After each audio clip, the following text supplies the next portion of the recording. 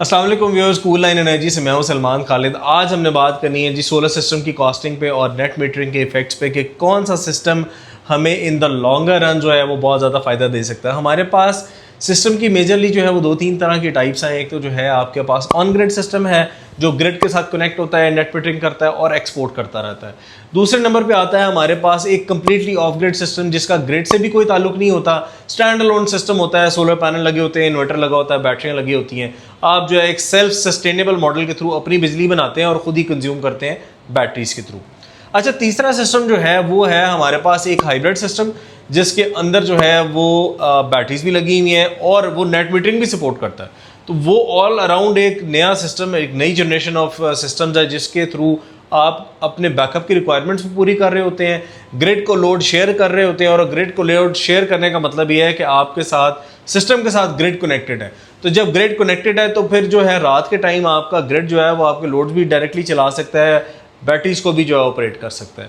आप लोगों के लिए कौन सा सिस्टम जो है वो ज़्यादा फ़ायदेमंद और फिजिबल है, इस वीडियो के थ्रू आप लोगों को अपने घर का सिस्टम डिज़ाइन करना या घर के लिए जो बेहतर सिस्टम है वो मेरे ख्याल से आप जो है उस चीज़ को खुद भी एनालाइज कर सकेंगे कि आपको कौन सा सिस्टम जो है वो रिक्वायर्ड है।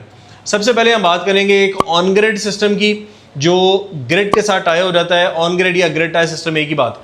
आप का जो ऑन ग्रिड सिस्टम है वो आपको ग्रिड के साथ सिंक होता है और आपको नेट मीटरिंग के थ्रू जो है वो यूनिट्स को एक्सपोर्ट करता है। ऑन एवरेज एक 10 किलोवाट का जो सिस्टम है वो हर हाउस होल्ड की रिक्वायरमेंट है। 10 किलोवाट के सिस्टम की बात कर लें तो आज के दौर में 10 किलोवाट का सिस्टम 7.5 लाख रुपए से लेके 8.5 लाख रुपए के बीच में कहीं पर भी लग जाता है, क्योंकि डिपेंड करता है कि आप अपनी प्रोडक्ट रेंज और प्रोडक्ट क्वालिटी किस तरह की सिलेक्ट कर रहे हैं, आपका स्ट्रक्चर किस टाइप का लग रहा है और आपकी जो जितनी डिफरेंट आइटम्स हैं वो उनकी क्वालिटीज़ कितनी हैं। 10 किलोवाट का सिस्टम एवरेज मंथली बेसिस पे तकरीबन 1200 से 1500 यूनिट्स तक जो है ना बिजली के वो जनरेट करने की कैपेसिटी रखता है। अच्छा, 1200-1500 यूनिट जनरेट तो कर ली, इनकी यूटिलिटी कैसे होगी? डे टाइम के अंदर जितना भी आप अपना लोड यूटिलाइज कर रहे होंगे ना, ये लोड चला रहे होंगे, वो directly on grid through on grid system के थ्रू चल रहा होगा, क्योंकि ऑन ग्रिड इन्वर्टर जो है वो आपके घर की जो मेन डीबी है उसके साथ कनेक्टेड है। घर हो, ऑफिस हो, फैक्ट्री हो, कोई भी वर्किंग प्रिंसिपल सेम है, वो मेन के साथ कनेक्टेड है और मेन के ऊपर जितने लोड्स हैं वो उन्हीं के थ्रू जो है वो चल रहे हैं। आपका इंपोर्ट का या एक्सपोर्ट का मैकेनिज्म शेयरिंग बेस्ड होता है। आपका मिसाल के तौर पे 10 किलोवाट का सिस्टम पीक पावर पे जो है वो 8-9 किलोवाट की बिजली बना रहा है। आपके घर में यूटिलाइज हो रही है 2 किलोवाट। 2 किलोवाट जितनी यूटिलिटी थी वो घर में इस्तेमाल हो गई, बाकी जो एक्स्ट्रा बची वो ग्रिड में वापस एक्सपोर्ट हो गई। सिमिलरली आपके अगर जो ऑन ग्रिड सिस्टम है वो शाम का टाइम है, सुबह का टाइम है या कोई भी और इस तरह का टाइम जब जनरेशन कम है, तो उस सूरत में आपका अगर सिस्टम 1.5-2 किलोवाट की एनर्जी प्रोड्यूस कर रहा है, आपकी रिक्वायरमेंट है 10 किलोवाट की, उस 10 किलोवाट में से 1.5 किलोवाट जितना सिस्टम जो प्रोड्यूस कर रहा है वो माइनस हो जाएगा, बाकी जो एनर्जी होगी वो ग्रिड से डायरेक्ट आपके घर में ट्रांसफ़र हो जाएगी। तो ये सिंपल इसका शेयरिंग मैकेनिज्म है। सिस्टम के मैं आपको एडवांटेजेस बता देता हूँ।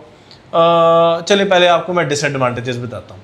सबसे बड़ा डिसएडवांटेज जो है वो ऑन ग्रिड सिस्टम का वो ये है कि जैसे ही आपकी ग्रिड की पावर जाएगी आपका सिस्टम बंद होगा, अनटिल एंड अनलेस कि आपके पास एक अल्टरनेट सोर्स ऑफ पावर नहीं है जो कि जनरेटर होता है। अगर आपने जनरेटर लगाया हुआ है, अगर आप हाउस होल्ड हैं तो फिर आपका जनरेटर भी 3 फेज़ होना चाहिए, क्योंकि ऑन ग्रिड मोस्टली सिस्टम जितने सारे 3 फेज़ आते हैं, सिंगल फेज़ भी आते हैं लेकिन बहुत कम क्वांटिटी में। आपने अगर तो वो जनरेटर के साथ सिंक करना है तो फिर वो एक जनरेटर सेट कंट्रोलर जो है वो अलग लगाना पड़ेगा ज़ीरो एक्सपोर्ट डिवाइसेस के साथ, ताकि जो आपकी पावर जनरेट हो रही है, क्योंकि जो इसको वापडा की इनपुट मिल रही होती है या ग्रिड की इनपुट मिल रही होती है उसी लाइन के थ्रू ही एक्सपोर्ट भी करता है। अगर आप जनरेटर से इसको इनपुट देंगे तो अगर वहाँ से एक्सपोर्ट हो गई, पावर कोल्यूशन का खतरा होता है। तो उस कोल्यूशन से बचने के लिए आपको बीच में ज़ीरो एक्सपोर्ट डिवाइसेस या एक्सपोर्ट कंट्रोलर लगाने होते हैं, वो बड़े लाजमी हैं। अगर तो ये इस तरह से मैकेनिज्म आप कर रहे हैं तो फिर आपकी पावर जनरेटर के साथ शेयर कर रहा होता है सोलर सिस्टम। ये इंडस्ट्रीज़ में तो वाइबल है, लेकिन घरों में मुझे नहीं लगता कि बहुत ज़्यादा इसकी इतनी एप्लीकेशन की ज़रूरत है, या आप इसको बआसानी अप्लाई तो कर सकते हैं, लेकिन मेरा नहीं ख्याल कि बहुत कोई इसकी अपफ्रंट ज़रूरत होती है। अनटिल एंड अनलेस के बहुत ही कोई आपके लोड ज़्यादा चल रहे हो और आपको डे टाइम में बहुत ज़्यादा रिक्वायरमेंट हो, तब आप उस सूरत में इस तरह कर सकते हैं। मोस्टली स्कूल्स में ऐसे होता है, क्योंकि स्कूल्स का डे टाइम का लोड है और वो अपने जनरेटर्स को, तो ऑब्वियसली सोलर से पहले भी जनरेटर चलते थे बैकअप देने के लिए, तो अब ये होता है कि आपका बैकअप प्रोवाइड करने के लिए जनरेटर तो चलता है, लेकिन उसके ऊपर जनरेटर के ऊपर लोड नहीं आता। जो ऑन ग्रिड सिस्टम है वो आहिस्ता आहिस्ता लोड जनरेटर से शेयर करता रहता है। रिजल्ट क्या होता है, जनरेटर तो चल रहा है लेकिन फ्यूल की कंजम्पशन चले कुछ ना कुछ थोड़ी बहुत बच जाती है। लेकिन मैं इसके हक में नहीं हूँ कि अगर आपकी लोड्स कम हो और आप उसके लिए फिर दोबारा से जनरेटर ही चला रहे हैं। जनरेटर का खर्चा बचाने के लिए तो आपने सोलर लगाया था, अगर वो दोबारा चल रहा है तो फिर मेरे ख्याल से वहाँ पर चीज़ें वहीं पे बैलेंस हो जाती हैं। खैर वर्किंग तो हो सकती है, ये वर्किंग प्रिंसिपल है, इस तरह से काम किया जा सकता है। अब इसकी जो पॉजिटिव साइड्स हैं उस पर आते हैं। जो ऑन ग्रिड सिस्टम है उसकी एफिशिएंसी बाकी सारे सिस्टम में से सबसे बेहतर है। इसकी प्रोडक्शन कैपेसिटी बहुत अच्छी है, इसकी एफिशिएंसी बहुत अच्छी है। इन्वर्टर जो हैं वो बहुत हाईली एफिशिएंट इन्वर्टर्स होते हैं, आप इसको आउटडोर में भी इंस्टॉल कर सकते हैं। इन्वर्टर्स की लाइफ बहुत ज़बरदस्त है। MPPT सोलर ट्रैकर्स बड़े कमाल लगे होते हैं, हीट सिंक्स बड़े कमाल लगे होते हैं।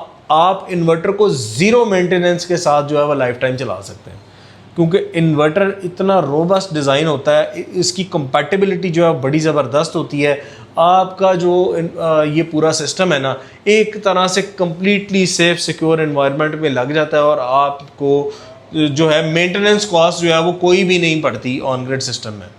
तो ऑन ग्रिड सिस्टम के प्रोज ज़्यादा है, कॉन्स कम है। सिर्फ एक प्रॉब्लम ये आती है कि अगर आपके नेट मीटरिंग का रेट्स रिवाइज हो जाते हैं तो वहाँ मुझे लगता है कि शायद ऑन ग्रिड इन्वर्टर्स की जो है वो डिमांड कम हो जाए, लेकिन एक्चुअली में वर्किंग प्रिंसिपल जो ऑन ग्रिड इन्वर्टर का ना वो बाकी किसी भी मैकेनिज्म से या किसी भी टाइप ऑफ सिस्टम से बहुत बेहतर है। अच्छा, अब दूसरे टाइप का सिस्टम जो है कम्प्लीटली ऑफ ग्रिड सिस्टम, उसके बारे में बात कर लेते हैं। ऑफ ग्रिड सिस्टम जो है वो किसी भी ऐसी रिमोट लोकेशन पे आप लगा सकते हैं जहाँ पे आपके पास ग्रिड की फैसिलिटी अवेलेबल नहीं है, और ग्रिड की अगर फैसिलिटी अवेलेबल नहीं है तो आपके पास बेहतरीन ऑप्शन ये होती है कि आप अपनी बिजली खुद बनाएं और अपनी जो है वो बैटरी में स्टोर कर लें। रात के टाइम वही बैटरीज जो है वो आपको बैकअप दे सकती हैं।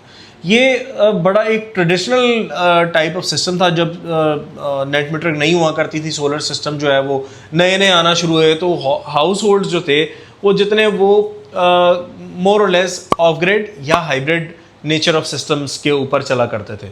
आप अपने जो है वो सोलर पैनल्स लगाते थे, हाइब्रिड इन्वर्टर के साथ बैटरी कनेक्ट करते थे, और in case of absence of grid आपकी बैटरी जो है वो आपको बैक पे सपोर्ट करती थी। फिर उसके बाद होना शुरू हुआ कि बैटरी बैकअप बढ़ना शुरू हुए, क्योंकि पीक और ऑफ पीक में यूनिट्स का डिफरेंस काफ़ी हुआ करता था। तो लोग कोशिशें करते थे कि सुबह डे टाइम में जितनी आप एनर्जी यूटिलाइज़ कर रहे हैं उसके साथ साथ आप अपनी बैटरीज़ को भी फिलअप कर लें एनर्जी से, और शाम होने के बाद जब आपके पीक आवर्स आएँ तो वही बैटरीज जो है वो आपको पीक आवर्स के अंदर जो है वो बैकअप दें, और उसके बाद जाके कहीं आपकी वापडा चले। और वो थोड़े टाइम टेन्योर के लिए वापडा चलती थी और आपका जो है वो मोस्टली काफ़ी अच्छी अमाउंट की बिजली जो है वो बच जाया करती थी। अच्छा, ये सिस्टम अब चूँकि ऑब्सोलीट होते जा रहे हैं, अब तो और मॉडर्न हाइब्रिड और नेट मीटरिंग इन्वर्टर्स की तरफ जो है ट्रेंड थोड़ा चला गया है। लेकिन ये मेरे ख्याल से मदर ऑफ़ ऑल सिस्टम्स था जब सोलर पाकिस्तान में इंट्रोड्यूस हुआ है। तो ये बहुत ज़्यादा मेरे ख्याल से सिस्टम इसलिए भी यूज़ होता था क्योंकि आपका अगर डे टाइम में जितना भी लोड चल रहा है तो क्लाइंट को कन्विंस करने के लिए कि देखें जी आप अपनी वापडा या अपनी ग्रिड जो है वो मेन स्विच से जाके बंद कर दें, आपकी जितनी अप्लाइंसेज है वो सोलर पे चलेंगी। तो उस दौर में मुझे याद है कि ये चीज़ें इस तरह की टैक्टिक्स के थ्रू क्लाइंट को कन्विंस किया जाता था कि आप जो है वो सोलर एनर्जी की तरफ शिफ्ट हों, आप अपनी एनर्जी खुद बनाएं, सारा दिन जो है वो आपकी बिजली चलेगी नहीं और कम्प्लीटली ऑफ ग्रिड सोल्यूशन जो है वो काम करेंगे और आपको जो है वो बिजली प्रोवाइड करते रहेंगे। अच्छा, खैर इसकी एक कुछ लिमिटेशंस भी हैं कि ज़ाहिर है ऑब्वियसली एक सिस्टम की कॉस्ट है। अगर आप ऑफ ग्रिड पे चले जाते हैं तो आप नेट मीटरिंग के फीचर्स एंजॉय नहीं कर सकते। नेट मीटरिंग के अलावा आपकी जो है बैटरी की कॉस्ट बहुत ज़्यादा बढ़ जाती है, क्योंकि अगर आप ग्रिड को बिल्कुल ही इंडिपेंडेंटली छोड़ देते हैं तो फिर आपको जो है बैटरी बैंक बहुत बड़ा लगाना पड़ता है, सोलर पैनल्स एक्स्ट्रा लगाना पड़ते हैं, ताकि जो इतना ज़्यादा एक्स्ट्रा बैटरी बैंक लग रहा है उनको चार्ज करने के लिए पैनल्स भी ज़्यादा होने चाहिए।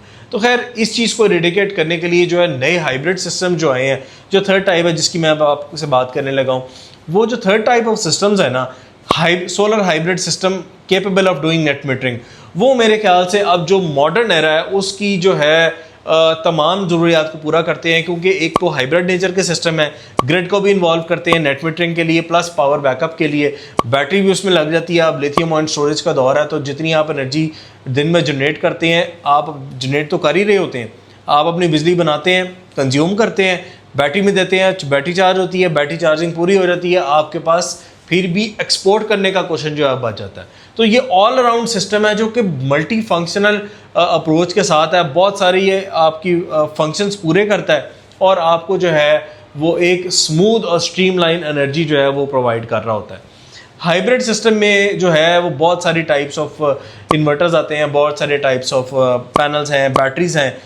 मोस्टली जो आगे फ्यूचरिस्टिक अप्रोच के तौर पे देखें तो IP65 और IP66 ये दोनों टाइप ऑफ इन्वर्टर्स जो हैं वो इन द लॉन्गर रन ये आपको मार्केट में नज़र भी आएंगे और इनकी लाइफ जो है वो IP21 इन्वर्टर से कहीं ज़्यादा है।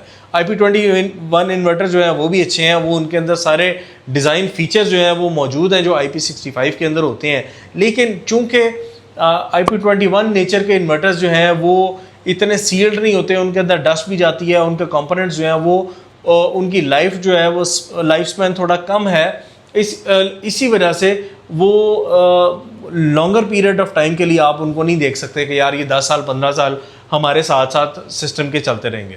हाँ, शॉर्टर स्पेल के लिए 4-5 साल के लिए अगर आप लगाना चाह रहे हैं तो मेरे ख्याल से बेहतरीन ऑप्शन है IP21, लेकिन अगर for a longer period of time आप देखते हैं हैसल फ्री कोई सिस्टम तो वो IP65 ही है। IP65 इन्वर्टर लें, अपना पैनल्स अच्छे सेलेक्ट करें, मॉडर्न पैनल्स लें जो कि आपके फ्यूचरिस्टिक की 5-10 साल में जो है वो डिवैल्यू या डिप्रिशिएट ना हो, वो वाले पैनल्स ले लें। और इसके साथ जो बैटरीज हैं वो बड़ी इंपॉर्टेंट है। आज से 2-3 साल पहले तक ट्यूबलर बैटरी ने राज किया मार्केट में, ट्यूबलर बैटरी का दौर था।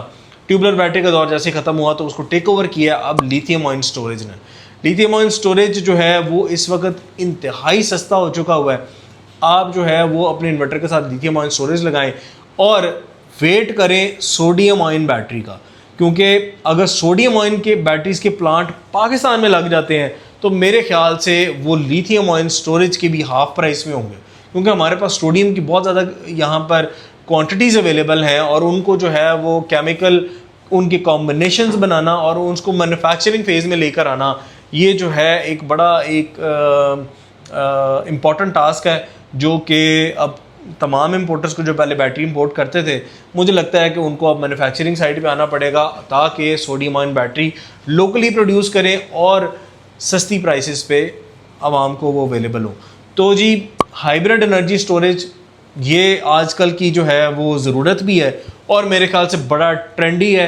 आप इसमें IP65 इन्वर्टर लेते हैं, IP65 इन्वर्टर के साथ बैटरीज, लिथियम आयन स्टोरेज, अपना सोलर पैनल्स, इसके साथ नेट मीटरिंग भी कनेक्ट कर सकते हैं, आप ग्रिड को भी एक्सपोर्ट कर सकते हैं, अपना बैकअप भी इंजॉय कर सकते हैं, घर की यूटिलिटी भी आप अपनी पूरी कर सकते हैं और एक लॉन्ग लाइफ जो है वो भी इंश्योर कर अपनी सिस्टम की जो है वो कर सकते हैं। अब जो मेरे नज़दीक जो कंपटीशन बड़ा टफ और टाइट है ना, वो ऑन ग्रिड सिस्टम में और hybrid net metering storage system के अंदर है। मैं अगर रेट करता चलूँ प्राइस वाइज तो मेरे ख्याल से जो ऑन ग्रिड सिस्टम है ना वो उसका कोई कंपैरिजन ही नहीं है, क्योंकि जितना सस्ता ऑन ग्रिड सिस्टम आपको कॉस्ट करता है, मेरा नहीं ख्याल कि कोई भी hybrid system, even stand alone system जो है जो ऑफ ग्रिड हो वो भी आपको उतना कॉस्ट करता हो। ऑन ग्रिड इतना सस्ता सिस्टम हो गया हुआ है। तो अगर तो आपने पैसे बचाने हैं और अपनी कॉस्ट जो है उसको भी देखना है तो आपने ऑन ग्रिड सिस्टम की तरफ मूव करना है, क्योंकि वो हैसल फ्री सिस्टम है, उसमें कोई किसी किस्म की ट्रबल ही नहीं है, आपने लगा दिया और चल रहा है, दैट्स इट, ख़त्म। लेकिन जो हाइब्रिड सिस्टम है उसकी वेयर एंड टेयर मेंटेनेंसेस जो है वो आपको पीरियोडिकली करनी पड़ती हैं। उसके अंदर आपको ये चीज़ें देखनी पड़ती हैं कि अपने इन्वर्टर की मेंटेनेंस, क्लीनिंग, बैटरी की जो है वो पोजीशनिंग, उस पर लोड, चार्जिंग, डिस्चार्जिंग क्राइटेरिया वो देखना है, पैनल्स की जो क्लीनिंग आपने हर सिस्टम में करनी है। लेकिन जो हाइब्रिड सिस्टम है ना उसके साथ जो कनेक्टेड ब्रेकर और एसेसरीज होती हैं वो भी आपने उसको पीरियोडिकली मेंटेन करके रखना होता है। तो मेरे ख्याल से maintenance wise on grid system जो है वो फिर दोबारा मार्क्स ले जाता है, क्योंकि उसकी ज़ीरो मेंटेनेंस है तकरीबन, और जो बाकी आपकी हाइब्रिड सिस्टम्स हैं नेट मीटरिंग केपेबल, वो उसको थोड़ा सा आपने ज़ाहिर मेंटेन करके चलाना। गाड़ी भी आप लेते हैं तो उसको भी तो मेंटेन करते ही हैं आप। तो फिर इन सारी चीज़ों को वैल्यूएट जब आप कर लें तो आपने अपनी ज़रूरत देखनी है फ़िलहाल आपको बैकअप की रिक्वायरमेंट है या नहीं है। अगर आपके घर पे यूपीएस लगे हुए हैं, आप उनसे खुश हैं, तो आप ऑन ग्रिड सिस्टम लगवाएंगे ताकि आप अपनी बिजली जो डे टाइम में बना रहे हैं वो आप अपने घर में कंज्यूम कर लें और एक्स्ट्रा बिजली जो है वो गवर्नमेंट को आप एक्सपोर्ट कर दें। जब आप रात में यूटिलाइज़ करेंगे तो इसी तरह से चलें, इसको समराइज़ कर लेते हैं। जब आप जो बिजली आप रात में यूटिलाइज़ करते हैं तो जो आपने डे टाइम एक्सपोर्ट की होती है ना, उसी में से कुछ क्वेश्चन जो है वो उसमें से कट जाता है और आपको एक फाइनल छोटी सी अमाउंट जो बिलिंग हो जाती है। अच्छा, दूसरी साइड पे अगर हम जो हाइब्रिड सिस्टम है नेट मीटरिंग वाला उसकी तरफ जाएं तो वो सिस्टम बहुत ज़बरदस्त है, उसके अंदर फ़ीचर बड़े ज़्यादा हैं। लेकिन अगर आपकी इस तरह की कोई रिक्वायरमेंट नहीं है कि आपने बैटरीज़ का साइज़ बहुत ज़्यादा बड़ा लगाना है, आपने उससे बैकअप भी लेना है और आपने जो है वो अपनी जो है वो 24/7 का साइकिल भी बनाना है, नेट मीटरिंग भी करनी है ताकि आपका बिल ज़ीरो हो सके, तो उसके लिए तो ठीक है। अगर ये सारी आपकी रिक्वायरमेंट नहीं है और आपने जस्ट सिंपल एक बैटरी बैंक लगाना है और अपना हाइब्रिड इन्वर्टर लगा कर जो है वो आप चाहते हैं कि लोड शेडिंग हो तो वो थोड़ा सा बैकअप दे दे, और तो मेरे ख्याल से उस हद तक काम आप अपना जो है वो हाइब्रिड सिस्टम में चला सकते हैं। और ये जो हाइब्रिड सिस्टम है ये इस वक्त पॉपुलर भी इसी वजह से हुआ है क्योंकि नेट मीटरिंग का जो है ना वो कुछ टैरिफ्स जो हैं उनमें कमी की बातचीत हो रही है। अगर कमी होती भी है तो ऑब्वियसली बजट के बाद होगी। 31 जुलाई तक टाइम है, आपने डिसीजन लेना है। अगर आप ऑन ग्रिड सिस्टम पे जाते हैं तो आप वही प्रीवियस पुराने रेट्स पे अपनी नेट मीटरिंग जो है वो लगा सकते हैं और नेट मीटरिंग को एंजॉय कर सकते हैं। आप अगले 7 साल तक वही पुराना टैरिफ जो है वो एंजॉय कर सकते हैं। ये बातें अभी हवा में है, इसमें कोई क्लैरिटी नहीं है। अगर कोई गवर्नमेंट फाइनल इस पर कोई डिसीजन या वर्डिक्ट लेती है नेट मीटरिंग के प्राइसेस को रिड्यूस करने के लिए तो फिर आपको थोड़ा जल्दी करनी पड़ेगी ताकि आप अपने नेट मीटरिंग कनेक्शन लें। कनेक्शन लेने के बाद जो है वो आप इजीली स्मूथली 7 साल तक टेंशन फ्री होकर अपना सिस्टम चला सकते हैं।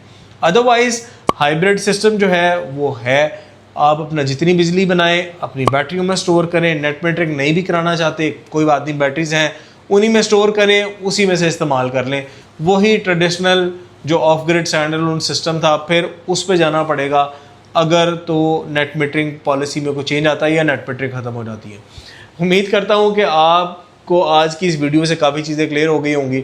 मेरे ख्याल में आप ऑन ग्रिड लगवाएं या हाइब्रिड लगवाएं, जो भी आपने डिसीजन लेना है, बजट जो है एक बड़ा क्रूशल टाइमलाइन है। आप बजट से पहले अपना जो है डिसीजन लें और ताकि आप जो है वो किसी भी किस्म की एम्बिग्विटी या रश से वो भी बच सकें और अपनी बिजली आप खुद बनाकर खुद जनरेट करें, एंजॉय करें। वीडियो पसंद आती है तो इसको लाइक और शेयर ज़रूर कीजिएगा। हमारे चैनल को सब्सक्राइब करना मत भूलें। बेल का आइकॉन जो है वो लाजमी दबा लें। अपने फ्रेंड्स एंड फैमिली के साथ शेयर करते रहें ताकि ये इन्फॉर्मेशन उन तक भी पहुंचती रहे। हम आपसे मिलेंगे एक नेक्स्ट वीडियो में किसी नए इन्फॉर्मेटिव टॉपिक के साथ। अंटिल द नेक्स्ट वीडियो, अल्लाह हाफ़िज़।